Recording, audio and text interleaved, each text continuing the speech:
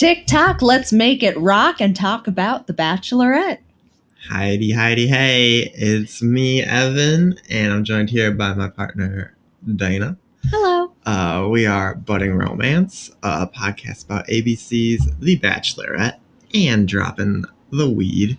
What did we do today? We did this one, for those of you following along at home, we actually smoked this in an enjoyable blend on our teaser episode. If you have not already listened, I think it's worth a listen. The audio is really rough, and for that we apologize. It's rough. We're so sorry. But the content is kind of good. There's some okay jokes in there. It was hard making fun of people without having met them. It didn't feel right. We really come into our stride in episode 1. Anyways, this is Nitro Cookies. It's grown by who produced this? Producer Happy Camp. We're here for week 2 of The Bachelorette. Becca really grows into herself this episode. Really develops as a person, as a human being. She even says herself that the week was harder than she expected and it was more emotional. And we see a lot of that in this episode because there is a lot of drama. I would be stressed out if I was Becca, if I had to deal with all these rowdy boys. What happened? What went down? Who's falling in love? Who's not? I miss Chicago Joe. This is my Chicago accent. I know that was bad. No, it was so good. It was so good. Do it again. It's my Chicago.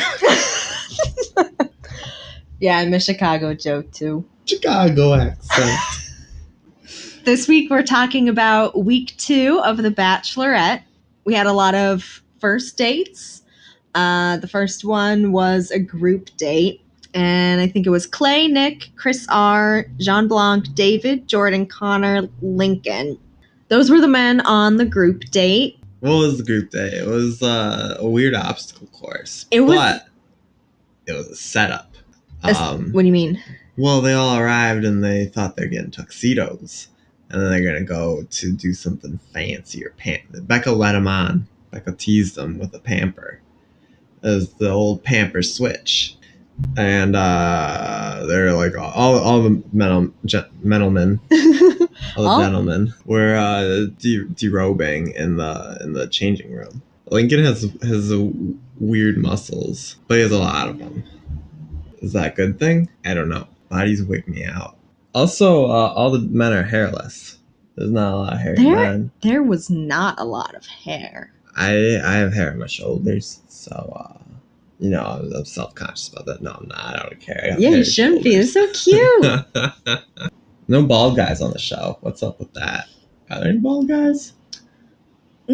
There's very, very finely shaved men. Yeah, but I don't think there's anybody that's bald. Yeah, they all groom themselves so well. They're all very clean. They all look like they'd smell nice. Yeah. Colton was commenting on how Becca smelled nice later in the episode, and he thought it was weird, but I don't think thinking people smell nice is weird. Some people smell nice. Like Jean Blanc, he smells good. The colonosaur. Becca herself said he smells so good. Yeah, he's the colon expert. Yeah. Jumping back to the episode thing we're talking about. What are we talking about? The Bachelorette? Oh, I love that show. Becca is on it. And what's her deal? The first challenge she has these men compete for. It's the old pamp and switch. That's the pamper and switch. The pamper and switch. I'm shortening it. Get with the pamp and switch. It's good. Okay, I'm sorry. The PNS. The penis.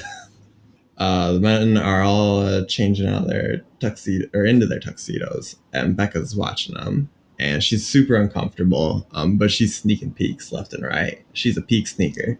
Wouldn't you be?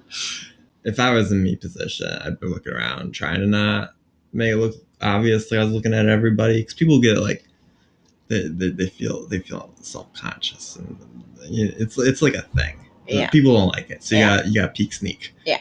Like Becca. You know who I was really surprised at how jacked he was? Who? David. Because he's got that kind of like lean, not a very big person build. Like the high rep, low weight workout body. Yeah, like he looks like he just runs a lot and that's it. But he had definite abs. Like, he had definition.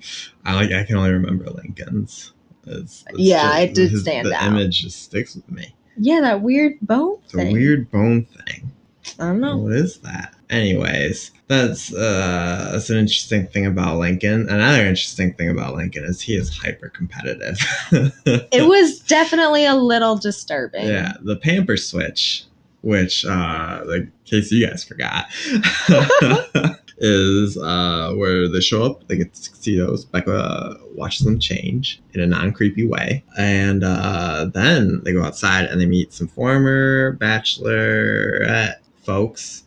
What's her name? Rachel and Brian. Rachel and Brian. From last season of The Bachelorette. They are a couple engaged. And my first instinct is to dislike them. Rachel is so loud and her eyebrows just scream at my face. I'm curious why they decided to bring Rachel and Brian on just to explain an obstacle course. Like, I'm wondering why they didn't just have Becca do it. It's like a shout out to the Bachelor Nation, I think, which we were trying to join, but now probably biffed it, saying things like that. Whoops.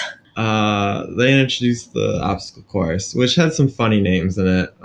There were tasks named like ball and chain, and the men had to run with a giant ball attached to a chain. Basically, it was like 25 pounds. Then there was slippery slope, and they had to climb up. It was like a greased stairwell. Yeah. With Crisco and stuff.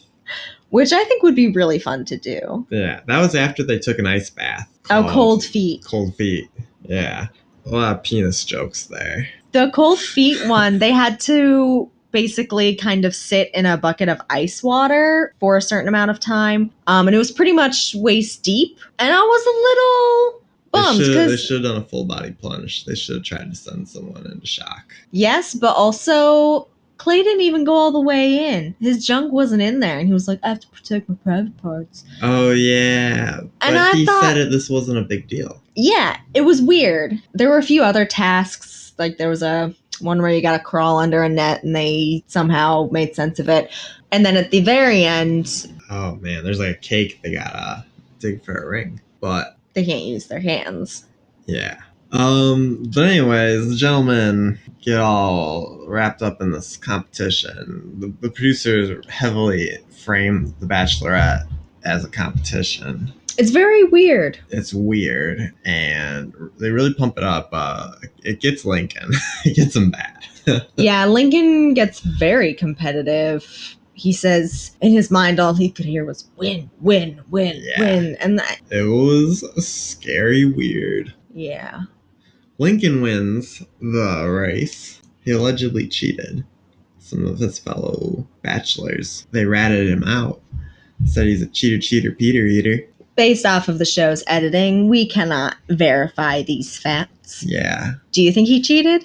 I believe it. He's not framed in a good light in how he celebrates this whole winning thing. Yeah, it was weird. After the challenge was over and they went to their evening drink session of the date, Lincoln keeps saying like, oh, because I'm married to you, I get to sit next to you, right? That's how it works. And he referred to her as his wife, like mostly joking. In a non-ironic way, it felt. Yeah, but it felt a little possessive and kind of weird. Yeah. Like, one joke would have been like, yeah, okay. You didn't too many things. It was like at least 3 things, if not 4 or 5. He walked in the door like gripping her hand. What else? He sat next to her. Or he said he gets to sit next to her because he won her earlier during the day. He didn't say he won her. He said something that insinuated that he won her through production tactics. But yeah, he gets this picture. He wins a picture. Becca presents him with a picture. Yeah, it's a framed photo of them at the end of the challenge under this wedding arch, and it looks like a wedding photo. When Becca presents the photograph to Lincoln, he's overjoyed, and they kiss a little bit, and it's a very uncomfortable kiss. Yeah, he's way more into it than her, and that's putting it nicely. It wasn't very nice to watch. It wasn't terrible. It wasn't bad, but... Yeah. And then Becca has some one-on-one time with a few other bachelors. Jean Blanc seemed nice. Seemed like a nice guy. Jean Blanc does seem very, very nice. Very sincere. He's a cute kid. Do I think him and Becca would work out? I don't know. I don't know if they're right for each other. I think Jean Blanc maybe deserves better. He seems like a nice, genuine, good-hearted person. Mm-hmm. And I think Becca is probably just okay. But, like, on the nice end of okay, you know? Mm-hmm. But the main conflict, or the thing we're building suspense for, is Lincoln sets up his photograph on the coffee table, and a few of the men, mostly Connor, seem very agitated by him parading it around. And to be fair, it was really creepy when it was weird. He was like talking to it. Yeah, giving it kisses, smoochies. Little smoochies, big smoochies. They're big smoochies. They weren't that big. Medium-sized smoochies. A good medium-sized smoochie. I do think the men are just very insecure. They're so insecure. Yeah, it's like they don't hide it well. Yeah, they're all drunk. They're all drunk. I like Clay though.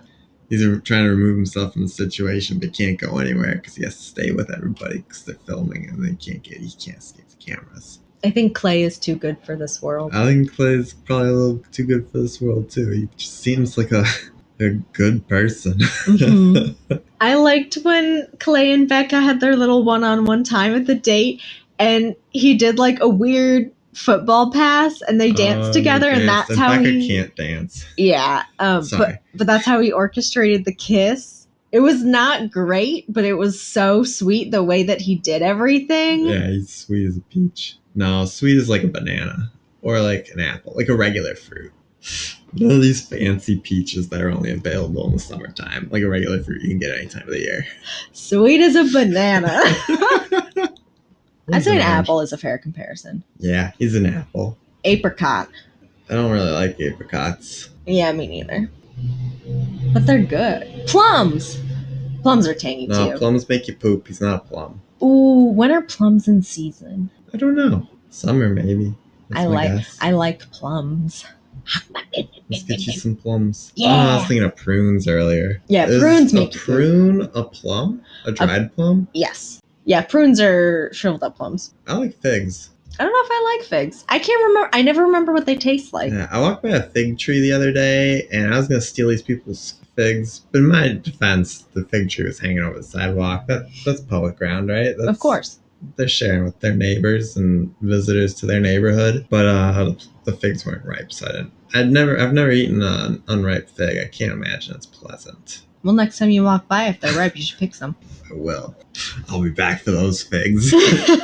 Anyways. Wow, we just totally diverted from the main drama again. We're really trying to build that suspense. Yeah. You still hooked? You still listening? If you're still there. If you are still there, my goodness. We applaud you. So the main drama of the first group date. Lincoln is parading around the photograph that Becca gave him of them at the end of the challenge.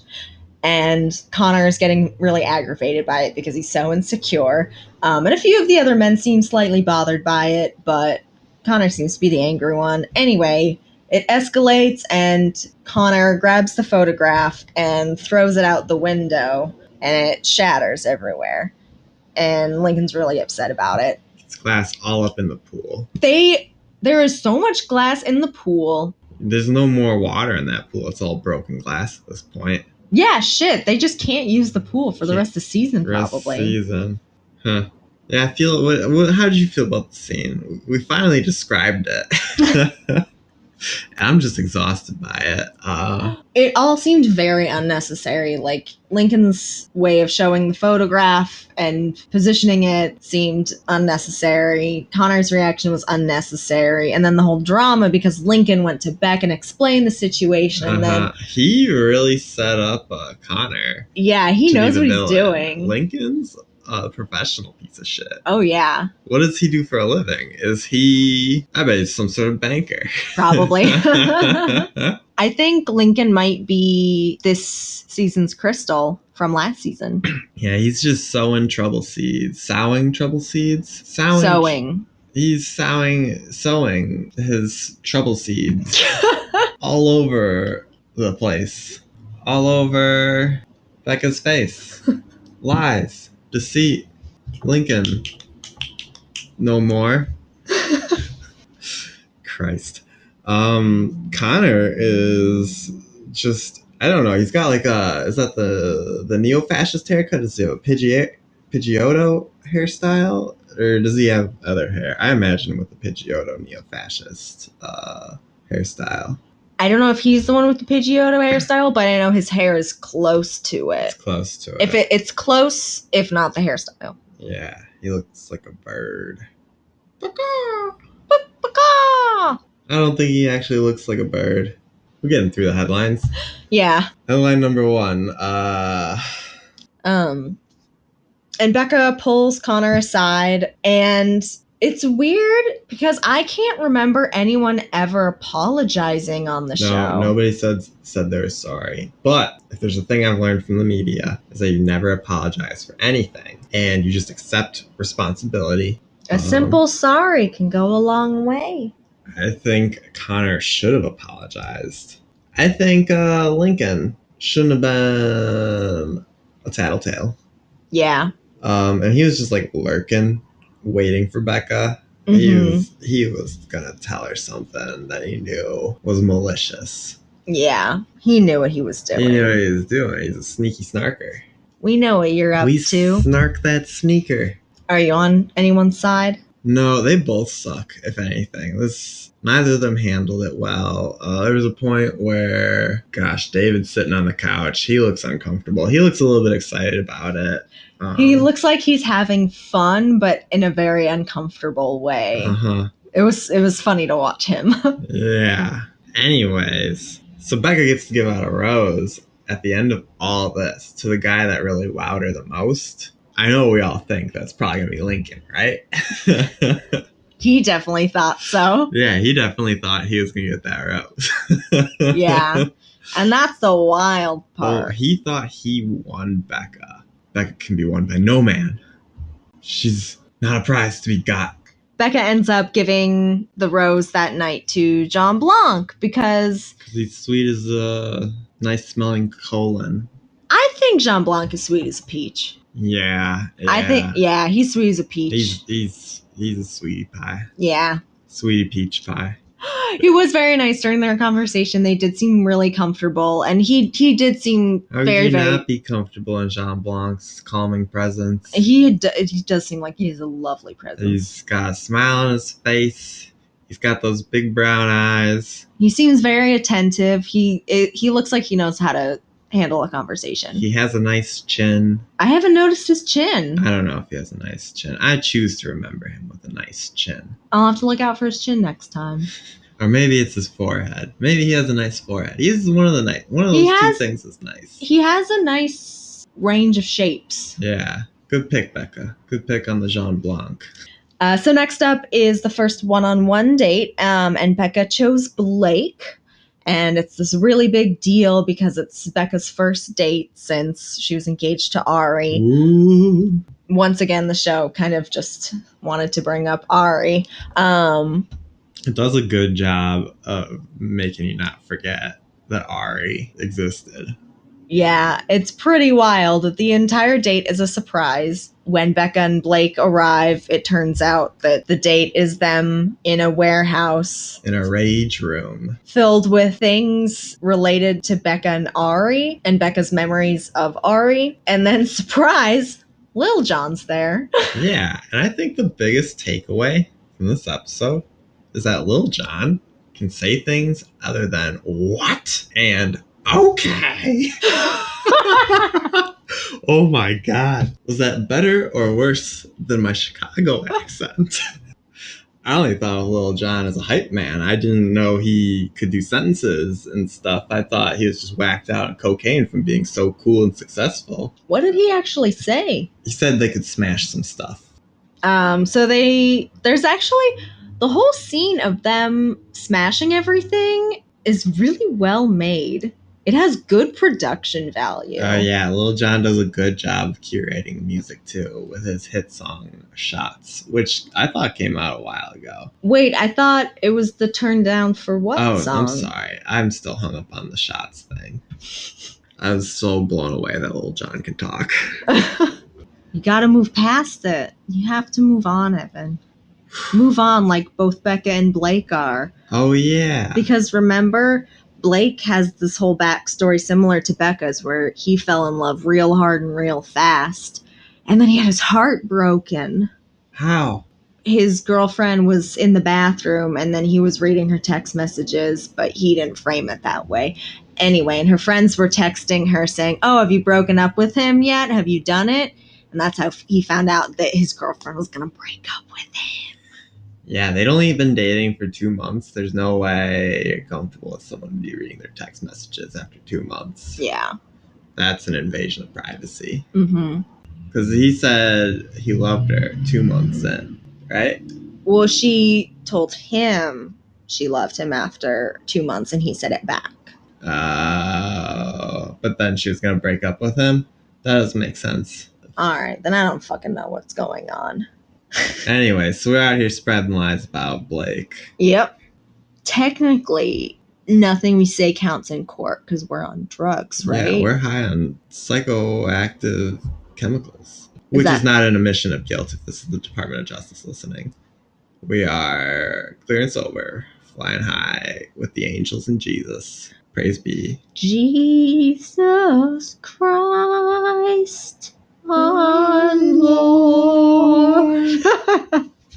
After Blake and Becca smash a bunch of things together to music, they go on a romantic dinner at Warwick. I don't know. It was like a nice looking, fancy place that's probably expensive. A venue. A venue. A very crowded looking venue. They had like a lot of junk there. It was eclectic. It was alright, eclectic junk. All they seem to talk about on the date is how well they get along. Yeah, and how they're so similar. But they never address any of the similarities except for maybe that thing where they've both been broken up with, which were completely different breakup situations. If you're asking me, a casual third-party observer. It does appear that way. It is weird, but at the end of the date, Becca pulls him in for a kiss, and you could tell she really wanted to kiss him. Uh-huh. That was the most animated I think I've ever seen Becca. It had to have been all the dopamine and serotonin blowing off in her brain after that date where she got to break a bunch of Ari shit. Yeah. Yeah. That was a neurochemical con job. So yeah, they seem to really like each other. She gives him a rose. Things are cool. Things are merry. Moving on to group date number 2. This is the Dodgeball. So on the second group date, it's Garrett, Ricky, John, Ryan, Alex, Chris, Trent, Leo, Wills, and Colton. The group date centers around them going to a gym, and these 3 kids that are obviously theater kids and not sports kids are dressed up like sports kids, and they tell them to do all these drills. Basically, they play dodgeball. Becca plays with them. It seems pretty fun. And then after that, There's a point during that. I'm sorry to interrupt. Oh no, that's fine. What's the point? I forgot. You can keep talking. No, I'm just kidding. There's a point where they do like a little scrimmage. One team gets Becca, and their strategy is to use Becca as a human shield because they think that the other team won't throw a dodgeball at Becca. But Kristan on the other team throws a dodgeball at Becca. What are your thoughts on that? I think the team that used Becca for the human shield, I think this situation reflects poorly on them. I agree. It was weird. I mean, a smart tactic given their competitors. Uh-huh. But I do agree. I think Kristan not being afraid to throw the dodgeball at Becca, I think that gained him some points. I think so too. The show tried to make him look like a dickhole for doing it. Uh-huh. But he got 2018. Yeah, he got points with me. Yeah. He treated Becca like an equal almost. Mm-hmm. Dare I say.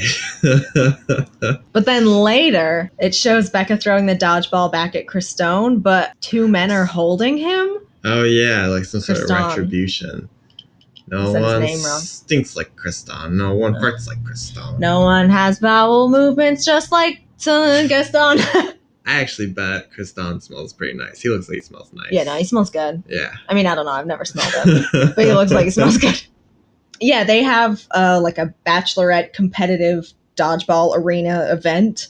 There's a green team and a pink team. Essentially, they're fighting for Becca's love, and Becca gets to watch from the audience. Another competition. Yeah, kind of weird. I can't remember who's on what team, but I know Leo's on the pink team, and he manages to be the last man standing every single round, which I was impressed by. It's because he's a stuntman. Becca didn't see this coming because I don't think Becca knows what a stuntman does, but he was willing to sacrifice his body. Oh yeah, no, that you want a stuntman on your dodgeball team. Hell yeah. Obviously. He could throw balls good. He's a good dodgeball player. Mm-hmm. I want to like Leo, but I think he comes on here and he's like, I'm not like these guys. These other guys. I'm different. I swear. Baby, I swear.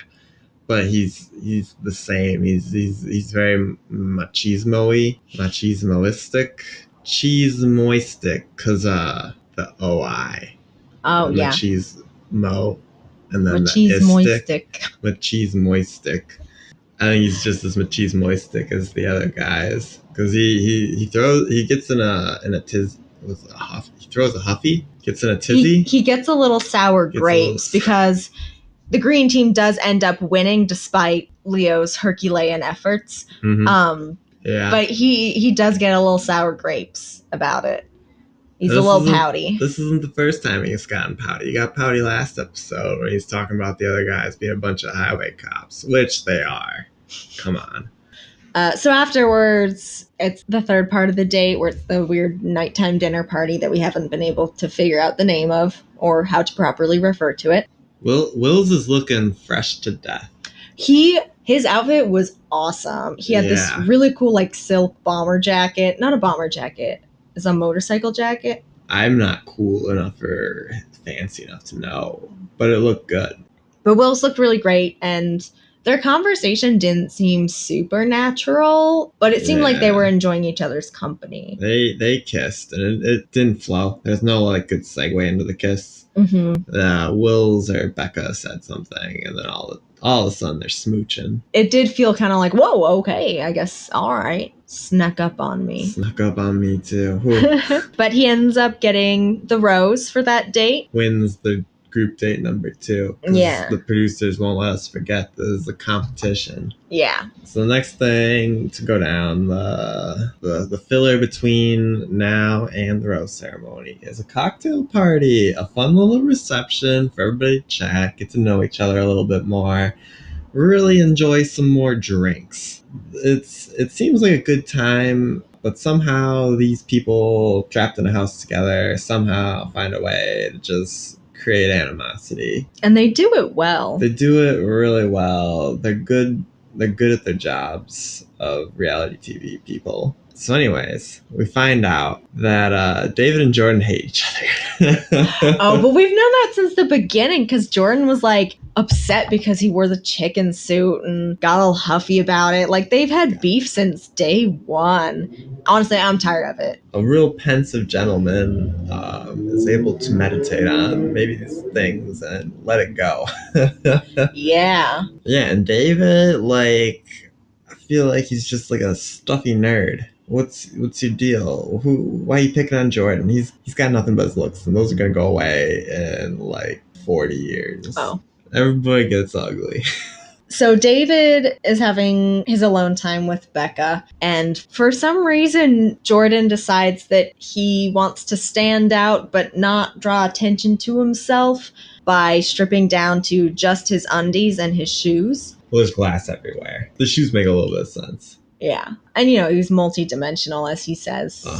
So Jordan interrupts David's one-on-one time with Becca, and he's just in his undies. And David's upset about it because his time with Becca was interrupted, and Jordan kind of seemed to be attention-seeking. But later, Jordan says he wasn't seeking attention. Why would you go try and get some attention if you're not seeking attention? Yeah, seemed weird to me. And it's like a mini showdown. A little spat. Yeah, a little quarrel, and Jordan's definitely childish about it. At one point, he's just like, oh, are you still talking to me? It was very weird. It was very weird.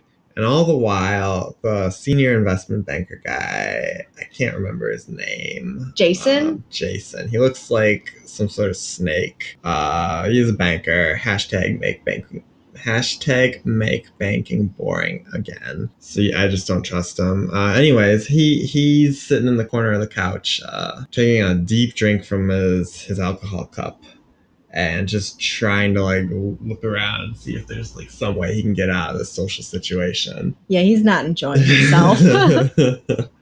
He looks so uncomfortable, and I feel you, buddy. Like, oh my gosh. Yeah, I would try and get out of there too, but there's nowhere to run. You signed that contract with ABC, you're trapped. Yeah. And the other drama at the cocktail party is Colton reveals to Becca that before coming onto the show, he and Tia from last season dated briefly. Uh-oh, drama-rama. What I love is that Becca's reaction, she says, I don't know how to feel about that. It makes me feel a little sick. So it's kind of like she doesn't know how she feels about it, but then immediately afterwards says she feels sick. And I think she knows how she feels about it. Yeah. You can see the disgust in her face. Ultimately, Becca says that she just needs to think about it more because Becca just wants to process that information a little bit more before furthering anything with Colton, which I think is smart. Yeah. Colton says that he's here for Becca. I don't think he's there for Becca. Yeah, I don't know if it matters if he's there for Becca. I don't want to be pessimistic, but I mean, does anyone really go on The Bachelor or The Bachelorette to actually find love? There's no way that it's 100% for love. Yeah, well, you have a better chance of finding love on The Bachelorette than you do on The Bachelor. Oh. More Bachelorette couples are together now, I think. Well, that's good for Becca, I guess. I don't know. Yeah, Becca, way to be. Woo! You have a better chance at love than your ex did. Ugh. You know, in the previews, how there's that part where Becca's on the bed crying. She's like, he did to me exactly what Ari did to me. Do you think it's going to be Colton? And he's going to be like, oh, JK, I'm going to go be with Tia. Oh, fuck, yeah. That's because that's closer than anything else. Yeah. Yeah. Good, because I don't trust Colton. I don't trust him either. I don't think he's definitely not here for love. No, he's here to promote cystic fibrosis. Yeah, his Colton Underwood Foundation something thing. Yeah. I think you're right. I think she was disgusted with him being there. I don't know how she feels. It can't be good. I wouldn't feel good. I think he's there because of the producers of the show. Mm-hmm. I think he's a plant. I don't know how they got him. I don't know how they got someone who dated Tia to come on The Bachelorette. Good work. Yeah, did that. They figured that out. Yeah. Also, how do you meet Tia? Like, is Tia a celebrity now? Is that the world we're living in? It must be. That's crazy. I think Colton might be around a little bit because Becca likes him, but I think it's largely the producers that. Yeah, she says she's attracted to him. He kind of looks like Mr. Incredible from The Incredibles. Is Mr. Incredible from The Incredibles attractive? I don't know. I think he's got too big of an upper body and his tie is too small. I don't think Mr. Incredible's attractive. I think his arms are just too skinny for the rest of his torso. It's weird proportions. It makes me nervous. I think he's got a hot wife. Yeah, his wife's hot. And I think they got good-looking kids, except for the baby. I don't know. The baby's cute. It's just little Jack. Anyways, there's a rose ceremony after all this noise. 3 dudes get sent home. Do you want to do a drum roll? Do we want to... Who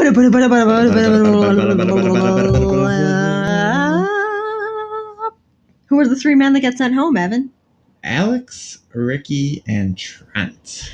Alex was the construction manager. Yeah, he said he never dated or he didn't date women that had their shit together. But it seemed like Alex didn't really have his shit together because he looked so disheveled. Yeah, he looked progressively more and more sweaty. As the night went on. As the show went on.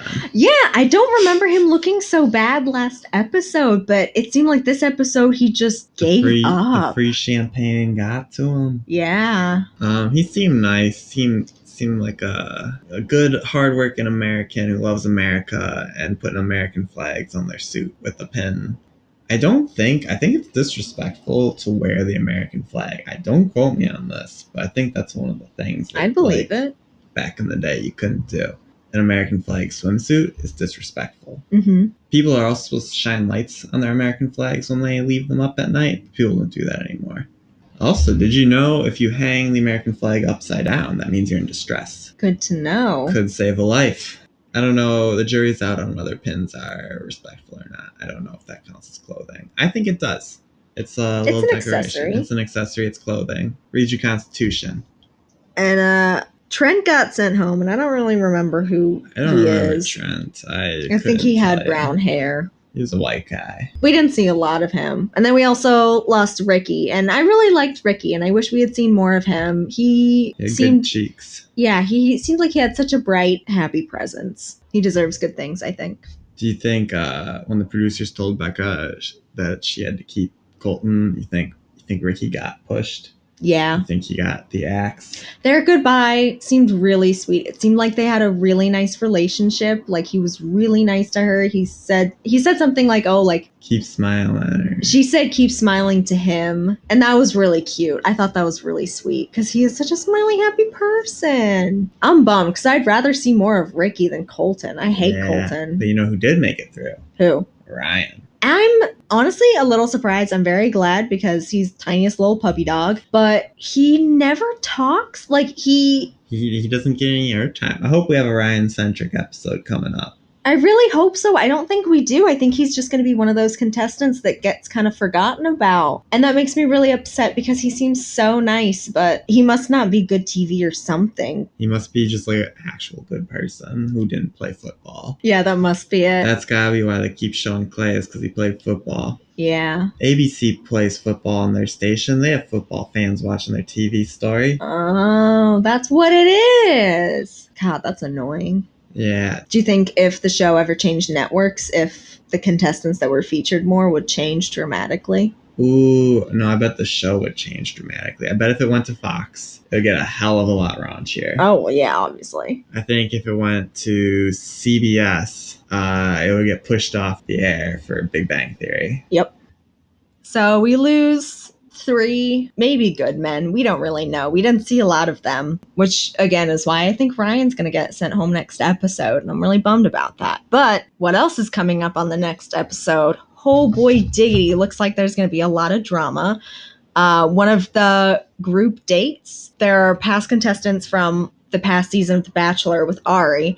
So we see Becca's friends, Becca K, Kendall, Cien. Ooh, there might be one other person. And then Tia is there.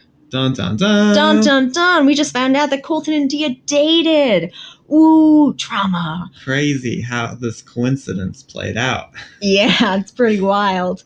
So we're going to get to see that unfold, which I'm excited about. I think it's going to be awkward as hell. Yeah. And I'm not going to care at all, and I'm excited to see that.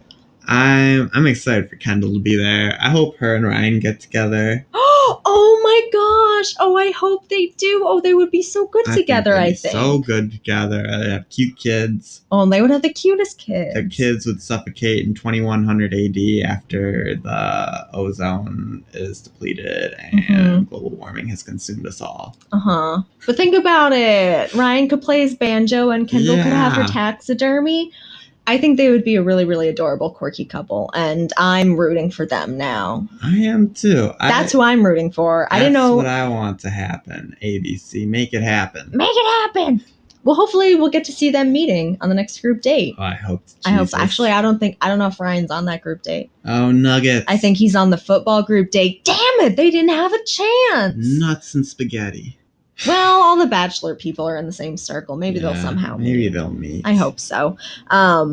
Anyway, so Colton's on the group date and Tia's there, and it's going to be awkward. We're excited. And the other drama is the beef with Jordan and David escalates to the point where Jordan says some words, and the way that the show edited the upcoming sequence, it does seem like Jordan may have committed a murder. Moida? A moida, you say?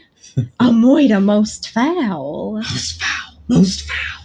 But we won't know that until we watch next week. But there is a clip of a man being rushed to the hospital. And right after Jordan threatens said man. Mm-hmm.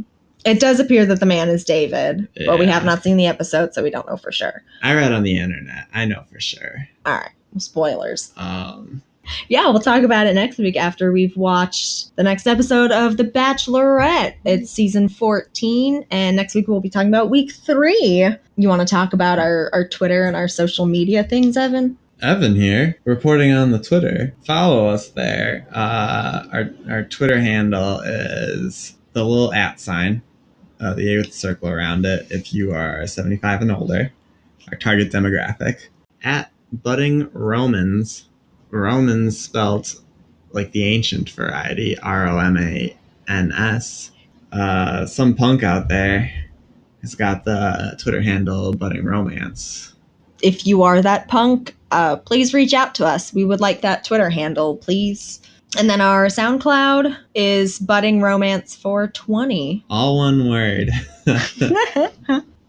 So you can check us out there. I think we're also on the podcast app. Hopefully soon we're going to upload our episodes to YouTube as well. More details coming. Yeah, stay tuned. Tell your friends. Search us in the iTunes store. Tell your friends to search us in the iTunes store. Also, it's been raining really hard outside, so sorry if there's weird noise in the background of this episode. Just in case that happened. Thanks for listening.